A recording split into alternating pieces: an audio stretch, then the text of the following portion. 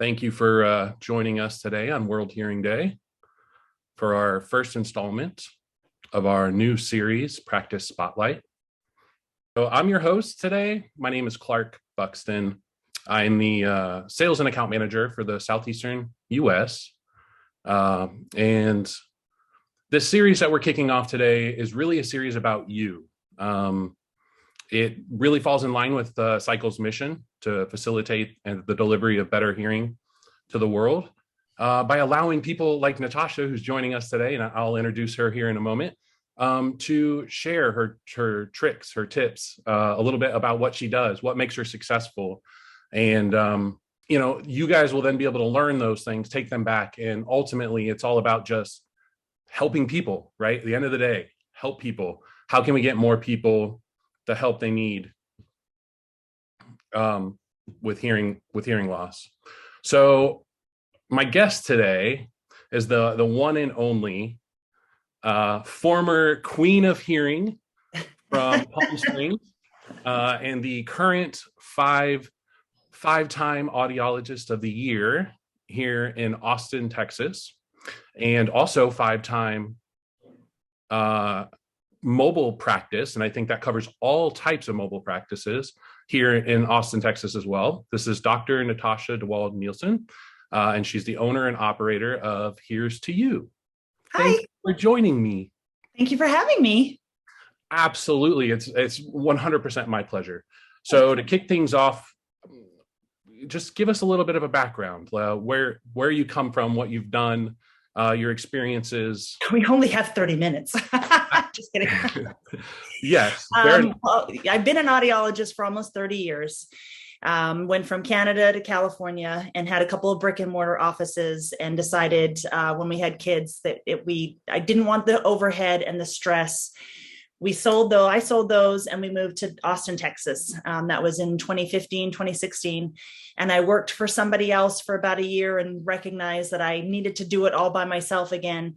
But I didn't want the overhead and the stress of having multiple offices and having a lot of staff.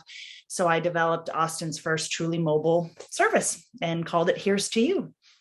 And I've been doing this for 5.5 years, almost 6 years for mobile. Okay. Yeah. So the choice for mobile really came about because of a lack of overhead, not having rent, not necessarily having employees or other things going on. Yeah. One of my fears when I was in Palm Springs is I was actually always afraid of earthquakes. And so I thought, what if my office was in an earthquake and then I had to break down or stop for a while, and I didn't have any income because I had to support all these people and I had offices that were closed. So not that we're in an earthquake zone here, but I still had that need of having a little bit more freedom. And I actually originally, when I developed my mobile office, I looked at hearing conservation. I thought I wanted to do that for a little bit. But for me, that ended up being more just the testing side of it. And I like the hearing aid fitting side and the personal touch. So I decided to do a full service mobile office. Cool. What initially got you into the industry to begin with? Like, why are you even here? Career day in high school. In grade 11 in Saskatchewan. The career presentation I went to was speech pathology. And so I thought right then I wanted to be a speech pathologist. So I did my first class in speech pathology, but it was taught by an audiologist at the University of Alberta in Edmonton. And I thought, woo, all the neat science of sound, how the ear works, how the brain works. So I switched my major, but that long ago, you had to do a Bachelor of Speech, and then my master's is in audiology, and then my doctorate is audiology. Awesome. Well, so now we've got a little background on you. So you've been around for a little while. You've had brick and mortar locations. Now you've been in business for 5 to 7 years here, something almost like that. 6 years, yeah. Okay, so almost 6 years. And so now let's move into the business part. And as we do this, just for everyone out there listening to us today, if you have questions that come up based on responses here, there's a Q&A section. So make sure that you put your questions in there, because if we can get to them today, we will. If we can't, I've asked Natasha if we can make a list of all of these questions and get her to answer them and make sure that we get them out to you. Also, just so everyone's aware, we are recording this, so it's going to be sent out to everyone. It's also going to be posted on our website.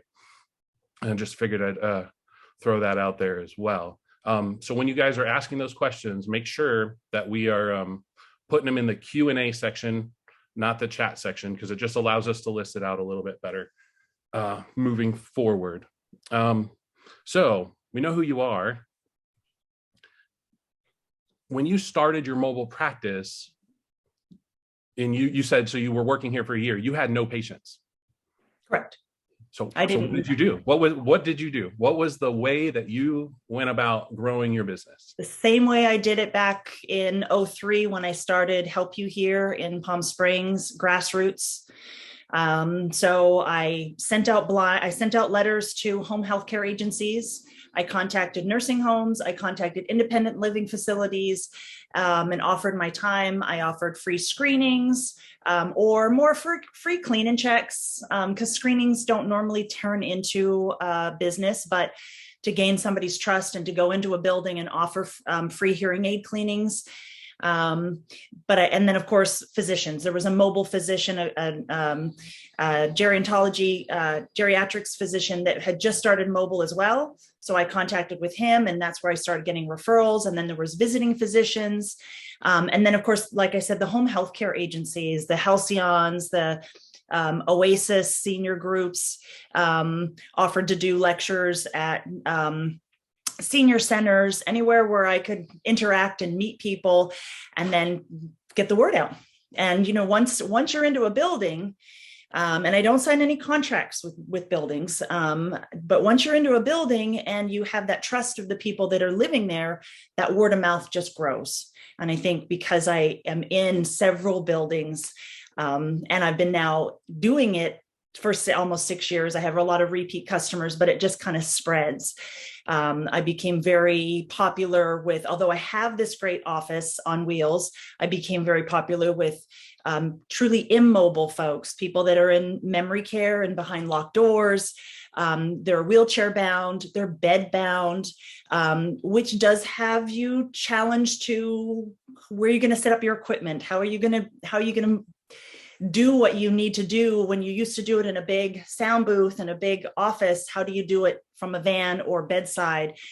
Right. And there's sometimes where I'm literally standing on one foot balancing my laptop and I've got my audiometer and we're making it work because there's not enough space. So yeah, I don't even remember what your question was. I'm just rambling, sorry. Just how did you get patients, Yes. And you're explaining it. Yeah. So many different ways getting out into the community. A lot of that was based on facilities or referrals from healthcare workers out in the field already, like home health care. And of course I drive a billboard, my van. I get a few calls a month where people say, oh, I was behind you at a traffic light, or I just saw you. And somebody where I park the van in a secure lot, the gentleman said, oh, I see you guys around all the time. And I said, oh, good. Of course, it's just me, but I'm around a lot. Yeah. Yeah. So you mentioned buildings, and I know we've talked before, and I've known you for a little while now. I know that is kind of a big player really at the beginning. What if somebody were to, take that approach and go out to the building, what tip specifically could you give them to who might they want to try to make sure they get a hold of? And exactly what kind of thing would you want to set up the first time? Activity director is usually the person that you want to be involved with. And you have to be prepared, of course, to show your license and show your liability and make sure all that's current. Some of the buildings have a digital sign-in, so it has a national or at least maybe a regional authorization to make sure you are who you are. But activity director, there's still two buildings that I go to that I volunteer, and I offer an hour and a half every other month at these buildings to just clean people's hearing aids. aids, and nobody needs to make an appointment. They announce it. But then, if they have a broken hearing aid, if it's something I can help with, I can offer their service, but I'm not trying to steal business from other audiologists or hearing care professionals. So I always recommend, well, your hearing aid's not working. You can go ahead and go back to the person who sold it to you. If you can't get there, then of course, I'm happy to help if it's something that I can help them with. Okay. But activity director, I think, would be the first, especially if it's an independent facility. Okay. Mhm. What about, so as far as growth and like adding patients, another topic that's, huge around right now is third-party referrals. So Right. did you introduce those right away? Is that something you started right away, or did it build in? And how do you, or do you even use third-party referrals? So I didn't jump in right away, but I am on purpose out of network with everyone. So I'm not signed up with, I'm not in network with any to bill any insurance, because I am a one woman show. I do my own everything. So I don't have time to bill. So as I was only in Texas for a year when I started this, in Austin for a year. So once I got to figure out what insurances were popular here and if they had a hearing aid benefit, and I realized, well, if patients don't want to pay up front, or they can only see an in-network provider, if I'm going to make this work, I brought on a couple of third party. For me, it hasn't been a big issue. Some of the reimbursement, I've turned down some. I've told them that I will be participating in their network, but not for new referrals, just for my existing patients, because some of their reimbursement may be lower. But because I don't have a lot of overhead, I have the van and I have insurance and I have parking and gas. It's a fraction of the cost. So I think there's a place for third party. So I think it's okay. I also unbundle, which is really, really important. So people know that if I'm coming to them for something, then they always know that there's going to be a charge. Yes, with third parties, some of those initial visits are built in, but then it's fee for service after that. So if I sell instruments personally, privately, it's the same. They're going to pay upfront for whatever the cost of the instrument. My invoice is unbundled, including fitting fees, professional fees. Then they know if they return the instrument, what they're going to get, but they also know after their trial period, they're going to have a fee for everything. The only exception I do is if I'm just running to somebody's house to pick up a broken hearing aid to send it out, it will be a lower fee than, of course, if we're meeting face to face. So, but that unbundling is key. Yeah. So you include a few visits in the initial purchase of hearing aids, but after that, but it's itemized though. It still is itemized on the original invoice, so they recognize that this is how much they're paying for the hardware. Yeah. This is how much they're paying for my brain and my service. Yeah. So you really are defining what your value and time is to every single one of your patients. They know exactly kind of what your hourly rate would be for particular visits. And I'll have a new patient who may have gone to a big box store or a national retailer, and they are used to having everything included. And it's one of those, and they're making that choice. So my prices might be competitive with some of those big box stores, but they're going to pay for service on the back end, and then they're paying for that convenience. So I'm the one coming to them. They don't have to get a ride. I do get a lot of phone calls from family members saying, can you help my mom? Especially when the pandemic hit and buildings were shut down, and of my associates in the neighborhoods were shut down for a while. My phone was ringing off the hook because of my credentials. I was able to get into buildings and help folks. Okay. So you actually saw an increase of business throughout greatly a lot of these last few years. Okay. Yeah, absolutely. So you're a one-woman show, right? You've said it multiple times now, which is awesome, and it's unique. You don't see that across the industry everywhere. Just one person and doing it in this way. So you've now gained some patients, right? And you're mobile, so you could be called or have a website or to go anywhere, right? I'm sure you have some sort of range that you set. Yes. But what is that range? And then how do you organize your time? Like, how do you day? Like, where it's like day, week, month. Like, what do you do with your data and your time and all of that just to make it work for you? Well, for one, I of course only have a cell phone, so I don't have a landline. I do miss my front office staff that I've had, and I greatly appreciate how good front office staff can be. And so that is one of the downsides of, I do my own patient entry, but now that I know the area codes, it's now like a well-oiled machine. But the first year it was a lot of miles, because I would get calls. I was so excited I had a new patient, and they'd be maybe in the northwest part of Austin. And then I realized I booked my next person in the south part of Austin. I'm like, oh my gosh, I'm crossing over and wasting a lot of time. So now, first thing I ask when I get on the phone with somebody is, where do you live?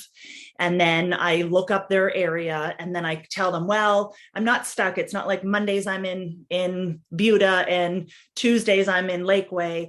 It's random because people can't have a set schedule for themselves usually anyways.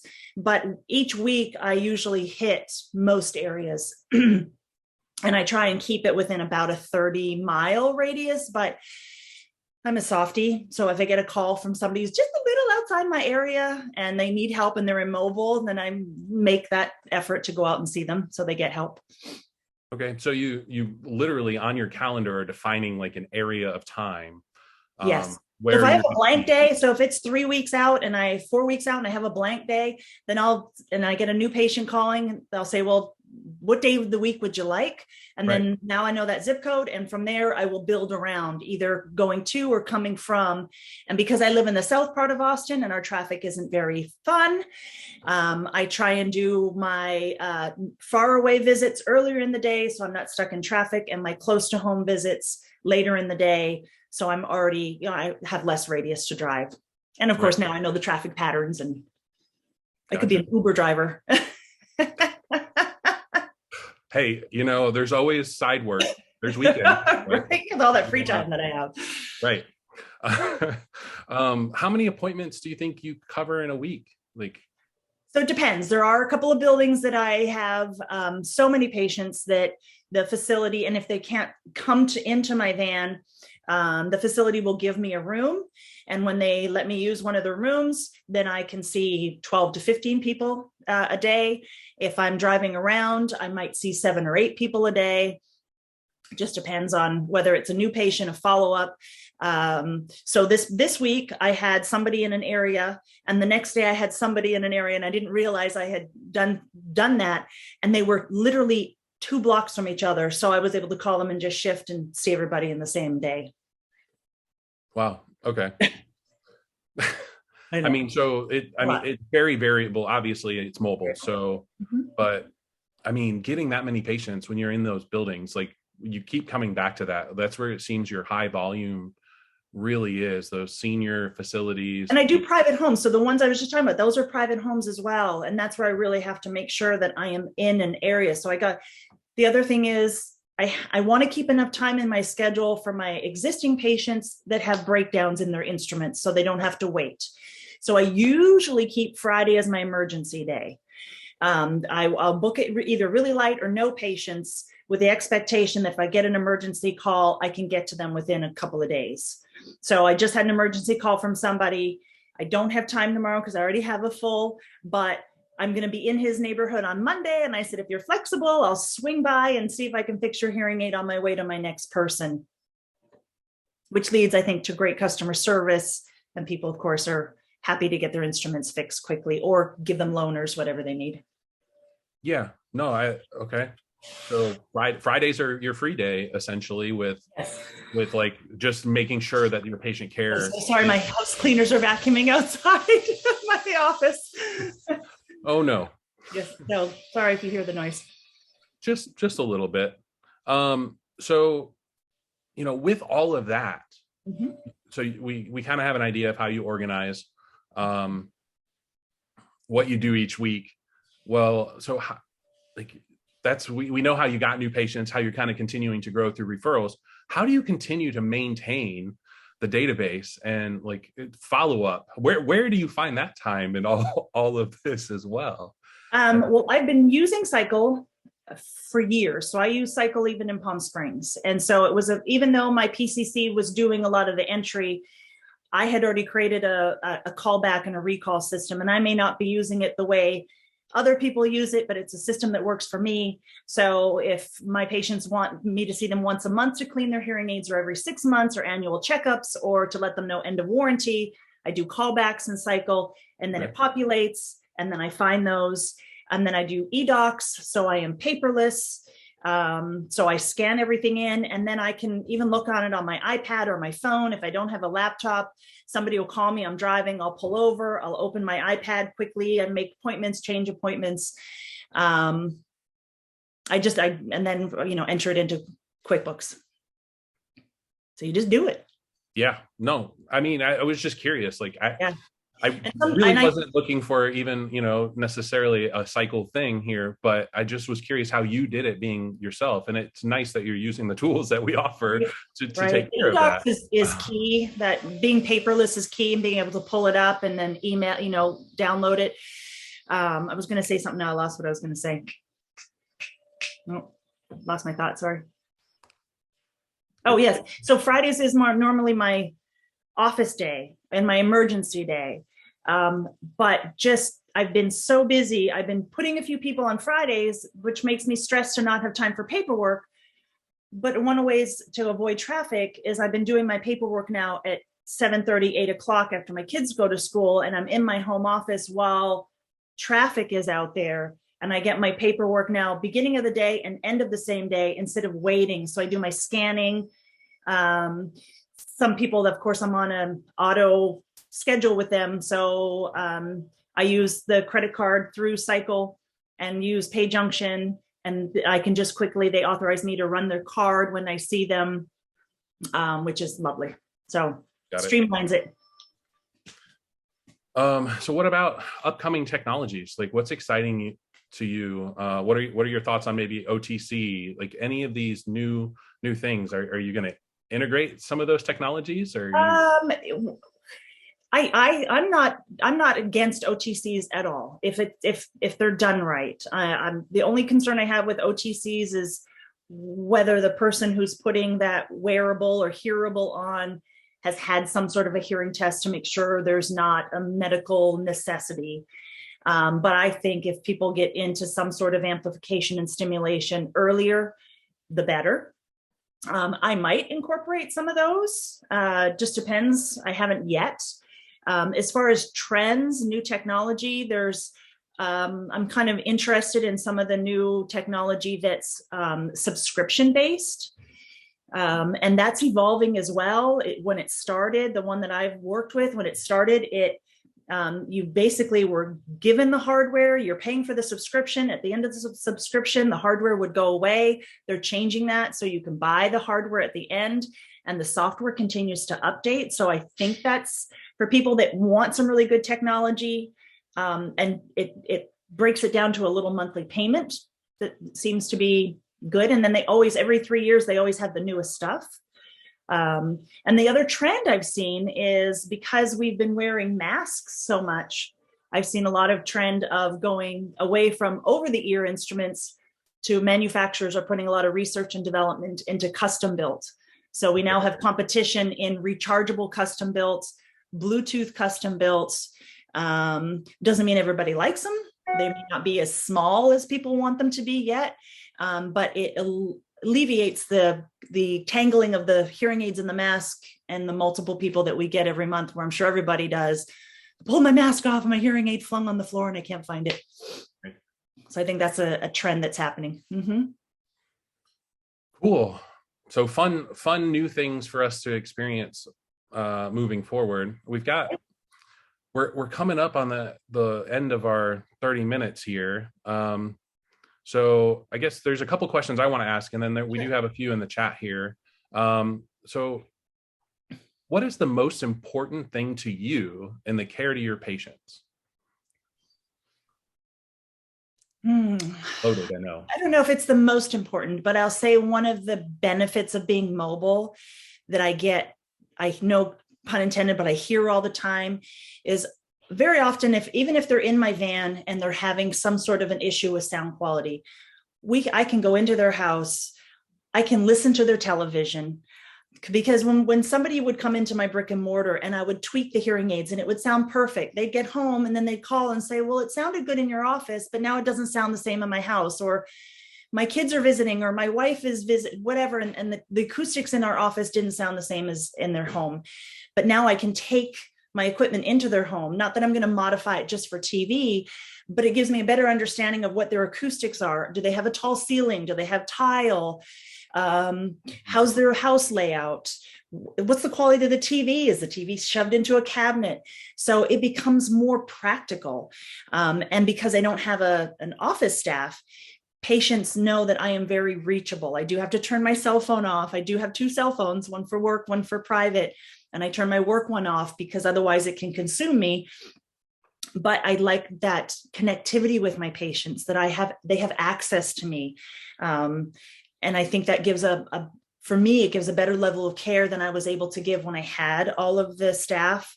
My front office, of course, did a lot of buffering for me. But I think patients are so happy that they are speaking with me on the phone when the phone's being answered and they can reach me and ask me quick questions. I think that connectivity is important and the real life is important. Right. And that makes total sense. Mm-hmm. So we've got a couple questions here. We'll start with the Q&A.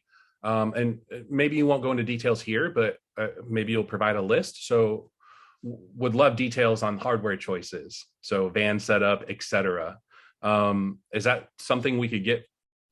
Yeah, there are mobile audio. There are multiple. Mine's all PC based. It's laptop based. It's Medrex, and I shopped around, looked around 6 years ago, and I have the same audiometer I've had. I get it calibrated every year. I get my sound booth calibrated, so even when my air conditioning is running, it truly is a calibrated sound booth. It has a lot of sound treating inside. I've looked at the one that I think it's Canadian, that comes off of a laptop or an iPad, but it wouldn't integrate. So my NOAA goes through Sycle and their program wouldn't. So I turned that down. I will say that I have 2 or 3 of everything because there's not a lot of storage in my office, in my mobile office. So I'll keep extra receivers and domes and parts. The only thing I can't keep in my van because of our weather here is batteries, because they'll rot in the heat, or not rot, but you know what I mean? They're not good in the heat. But yeah, if you guys have questions, then Clark can always email them to me after, and I'm happy to tell you. I can tell you the builder that I used. I can tell you, this is my second vehicle. I had a different vehicle a few years ago, and it had an odd little incident, but it was an old RV that I converted, and that was a different builder. But there's a few around that I've interviewed when I was looking for vans, and so if you want my 2 cents, I'm happy to tell you how. But this is just a regular Ford Sprinter van, just a regular, extra tall but regular length, and there is a sound booth in there. Cool. And an office. And that's really awesome for you to offer. We really do appreciate you sharing that with folks, and I know they will too. Couple more questions. We're going to just go over a few minutes here. I hope that's okay with everyone. So how do you determine your unbundled pricing? How did you do that? Check the competitors, know what the going rate is, know what my cost of goods are, know that what you think your time is worth, how many visits you're giving for that professional fee. And always think, if they return the instrument, and I know depending on what state people are watching, the refund policies are different, but here we're allowed to keep our fitting fees in Texas. So if they were going to return it, what's the minimum I'd want to have if they returned the bulk part of the invoice and I was just left with the fitting fees? So doing a little bit of homework, what do you think your hourly rate is worth? Okay. And did that change over time? Yes. Okay. So you have adapted somewhat to the market and everything. And I've only really adapted the last couple of months just because the cost of everything has gone up. Yes, gas prices have gone up, but the van's actually quite reasonable. My old RV was a gas guzzler, but this is not so bad. Cool. Another one here. I think it's pretty important that we get answered. How do you account for your personal safety, knowing that you're going to people's homes? Do you have? I'm not a shy person. I'm not really concerned about it. If somebody's calling me, if somebody's calling me out of the blue, it's rare that they're calling me and they're at their own home. Usually if they're calling me, they're in a building, they've got a referral that way. The physician referrals I get are the ones I go to homes a lot, and they're already, whether the nurse or the care staff has already been in there, or the Halcyon or the other at-home agencies, those will send me referrals, and I'm already comfortable with that, because if I'm going, they've already been and I'm going in. So